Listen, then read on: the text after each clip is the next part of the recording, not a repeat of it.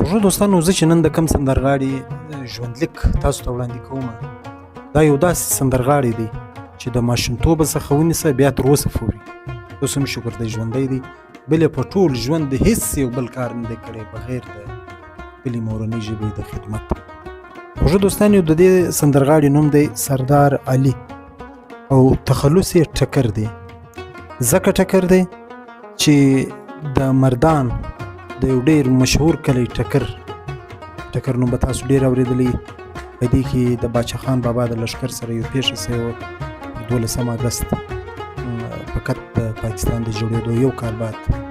نو دوستانو، هغه ډېره اوږده کیسه ده، هغې خواته نه ځم چې د باچا خان او د کوم خان کوم پیښه سوې وه د ټکر کیسه ده چې ډېر پښتانه مسلمانان هلته شهیدان سوي وو. هغه ډېر اوږد مجلس دی. د دې مجلس رخ بلې خواته راسه بیایي فقط د ټکر په وجه مې درته وویل چې ټکر یو ډېر مشهور کلی دی په مردان کې، نو ځکه د سردار علي تخلص ټکر دی.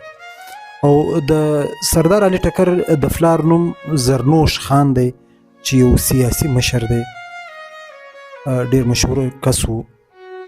او د زوکړې خبره چې ده، زوکړه په 1956 میلادي کال کې سوې ده، د 15 جولای باندې.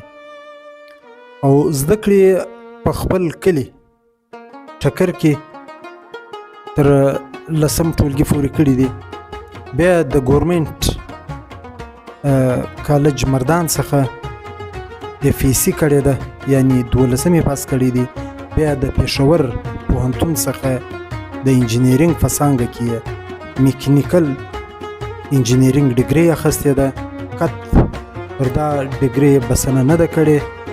بیا د یو شارټ کورس لپاره UK لتللی دی، هلته یو شارټ کورس کړی دی. او یو بل شارټ کورس یې د کینیډا څخه هم کړی دی.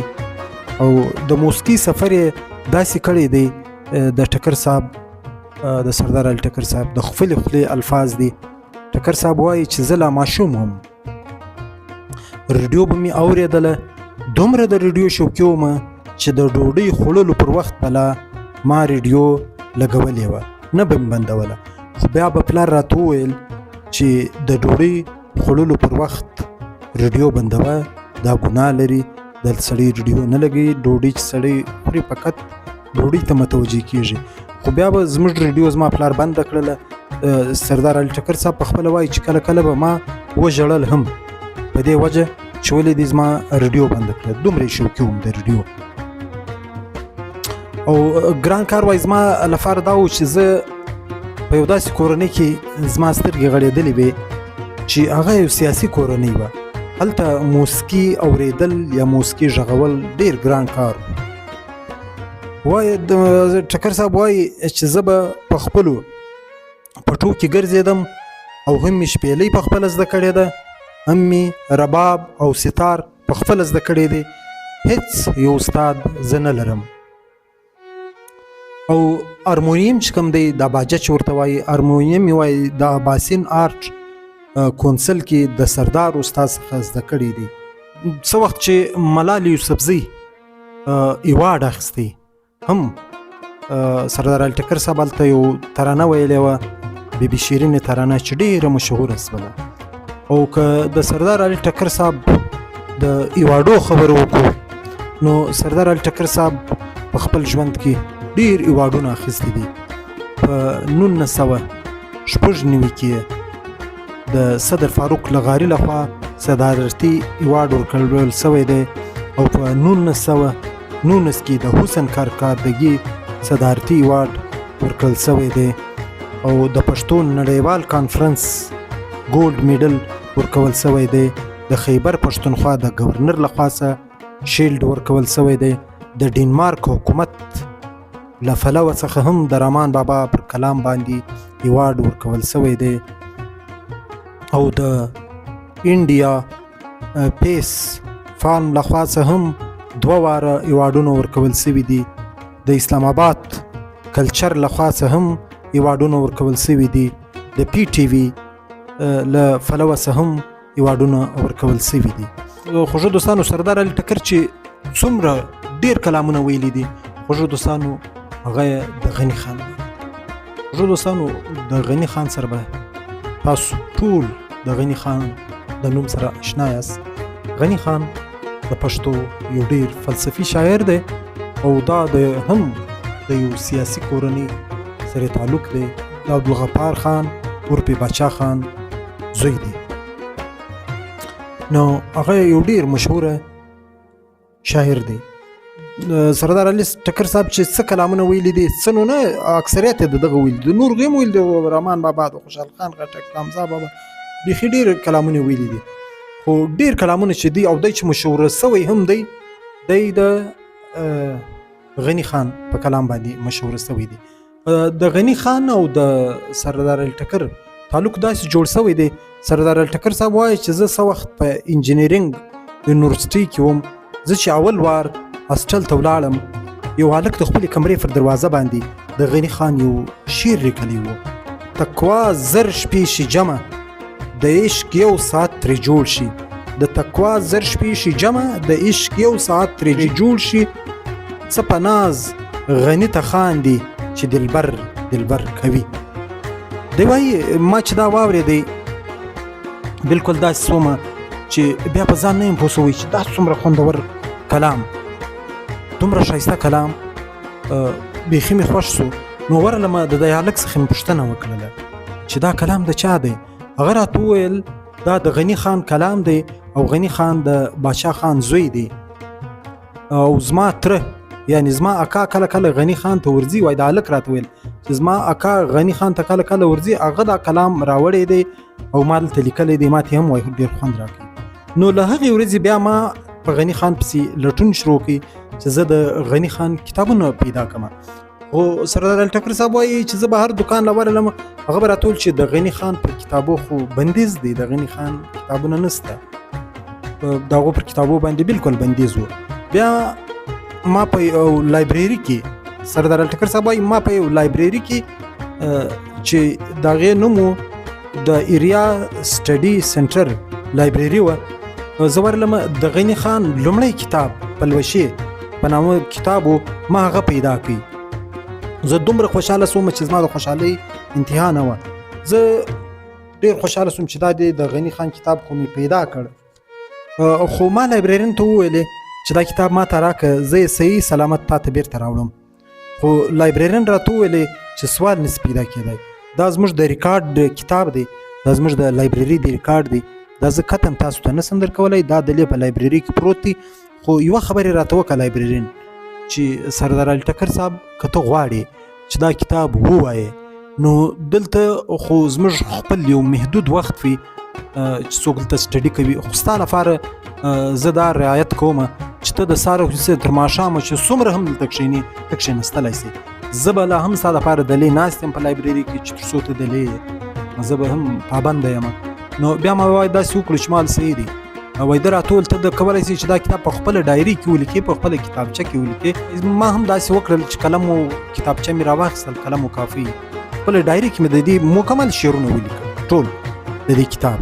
بیا داسې وسو چې په ایډواردز کالج پېښور کې په 1982 کې ډاکټر یار محمد صاحب چې یو ډېر محترم استاد و، هغه راته وویل یو ورځ وایي ما او دی په یو لار روان و، سردار علي ټکر صاحب وایي چې هغه راته ویلې چې ټکر صاحب زه پر غني خان باندې یو پروګرام کوم، خو داسې څوک نسته چې د غني خان اوږده اوږده نظمونه ووایي. ډېرو سندرغاړو ته مې وویل خو ټولو انکار وکړي. وایي زه ورته وایم ته غم مه کوه، ته پروګرام جوړ کړه، سړی ما ته معلوم دی. هغه ما ته حیران ګوري چې ما خو ټول وکتل، ټولو هنرمندانو ما ته انکار وکړ، دا بیا څوک دی؟ ما داسې پر خپله سینه لاس کښېښود چې زه په خپله کوم. ده له موږ سره د یار محمد صاحب له موږ سره په ډېرو ادبي پروګرامو کې پاته سوی و، نو هغه ته معلومه وه چې ټکر صاحب وایي زه کومه نو بیا ضرور کوي، او ټکر صاحب چې دی دا یو ذمهواره سړی دی. بیا داسې وسول چې په 1982 کې هغه پروګرام وسو. زه چې څه وخت سټیج ته وختم سردار علي ټکر صاحب وایي غني خان هم ناست دی.